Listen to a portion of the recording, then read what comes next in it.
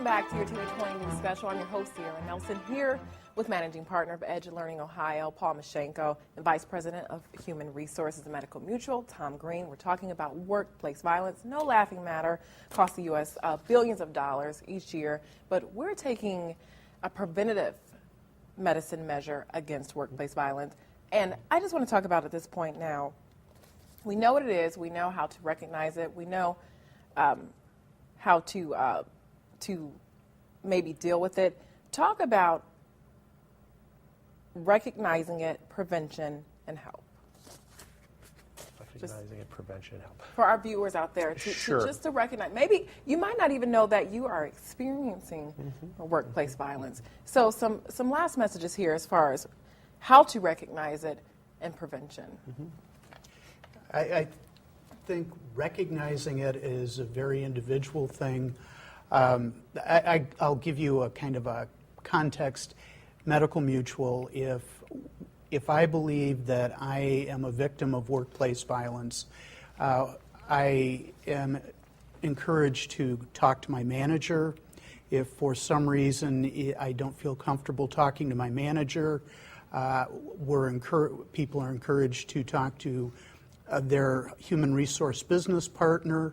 We also, if there's even concern there, we have what we call a compliance hotline that people can call up, and effectively, with a certain amount of anonymity or confidentiality, maybe is a better way of putting it, describe the situation that they're confronted with, and then that will be turned over typically to human resources to go through if it rises to this level, a pretty significant investigative process.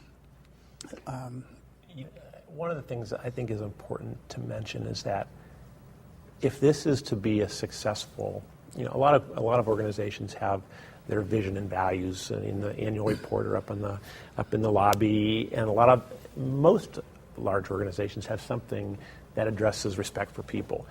But what you find is that adherence to that may not always be consistent. What I can tell you is that disrespectful behaviors that are tolerated at high levels in the organization are probably the most damaging. Yes, the day-to-day interactions between people can get in the way of productivity. When you have levels of disrespect at higher levels, more people see it and are affected by it. And what's really interesting is I don't even have to treat you directly disrespectfully to be for other people for you to be negatively affected. You could watch me treat somebody else disrespectfully, and all of a sudden your brain says, "Ooh, watch out for that guy over there." So I think what's important is a very clear set of behavioral expectations that everybody is held accountable to in the organization, not just lower levels, but everybody, especially senior leaders. Now, I will say this, I'll give a little plug to Tom that he wasn't expecting, but Medical Mutual is just a phenomenal company to work for if you have the choice, if you ever have an opportunity to do so.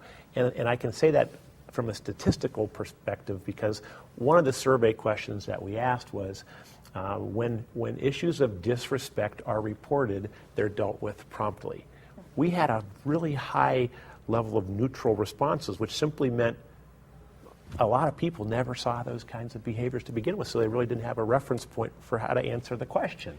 So as a general rule, Medical Mutual is absolutely way ahead of the pack as it is in terms of their culture and the climate of respect. The fact that they're taking something that isn't broken and they're really trying to make it what I would consider a strength, one of their tactical strengths going forward is going to make them an even stronger organization. Excellent.